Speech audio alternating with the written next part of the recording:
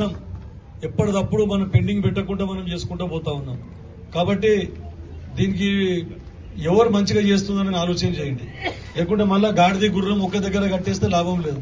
వాళ్ళ 10 ఏళ్లు చూసిండ్రు, చూసి మళ్ళా వాళ్ళే ఇంకా అసలు నాకు చెప్పాలంటే ఊర్లలో ఏడ కూడా కారు గుర్తు టీఆర్ఎస్ అనేది ఉండకూడదు. కాంగ్రెస్ అంతా మంచిగా చేసింది. ఇంకా అడుగుండి, ఇంకా చెప్పి సార్ ఇండ్లు కావాలి, ఇంకా అడుగుండి.